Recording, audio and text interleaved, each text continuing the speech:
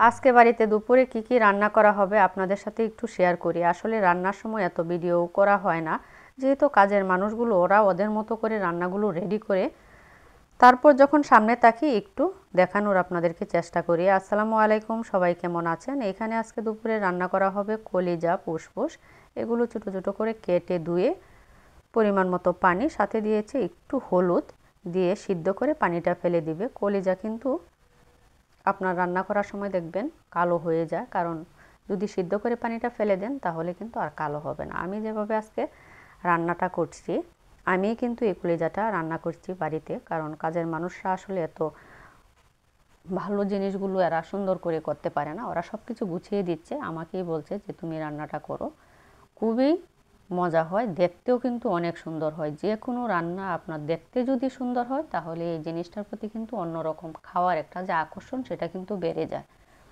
এখানে পরিমাণ মতো সব মশলা দিয়ে তারপর কলিজা, ফুসফুস সবগুলো ভালো করে কষিয়ে নিয়েছি। কলিজাতে কিন্তু খুব বেশি পানি দিতে হয় না, একদম বোনা বোনা টাইপের করবেন। নামানোর আগে বেশি করে রসুন, কাঁচামরিচ, তারপর গরম মশলা এগুলো তো দিতেই হবে। এখন কিন্তু রান্নাটা প্রায় শেষের দিকে, দেখুন কি সুন্দর হয়েছে। তবে গ্রামের বাড়িতে যখন রান্নাগুলো শুরু হয় এত ধোঁয়া হয়, ধোঁয়ার জন্য আসলে এতটা ক্লিয়ার বোঝা যাচ্ছে না। তারপর কলিজার রান্নাটা শেষ, অন্য পাশে আরেকটা চুলায় বসিয়ে দিচ্ছে। এখানে পুকুর থেকে একদম তাজা টাটকা তেলাপিয়া মাছ ধরা হয়েছে, এগুলো ভুনা করবে টমেটো দিয়ে।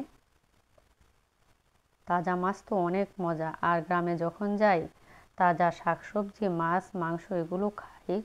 পরে যখন শহরে আসি তখন কোনো কিছুই আর মুখে ভালো লাগে না, যে গ্রামের তাজা শাকসবজির টাটকা যে স্বাদ সেটাই মনে হয় জিহ্বায় লেগে থাকে। এক সপ্তাহ পর্যন্ত শহরে এসে নিজেই রান্না করি, তারপরেও কিন্তু এত রুচি পাই না খাবারের। এখানে টমেটোটা পরে দেওয়া হবে, আগে মশলার সাথে ভালো করে মাছটা কষিয়ে নেবে, যেহেতু মাছটা কাঁচা রান্না করা হচ্ছে।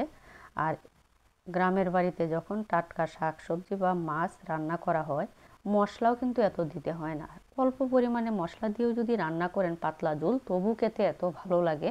আসলে এগুলো টাটকা জিনিস, অন্যরকম স্বাদ হয়। মাছটা ভালো করে কষিয়ে এখন দিয়ে দিবে টমেটো। টমেটো দিয়ে একটু ঝোল করা হবে মাছটা।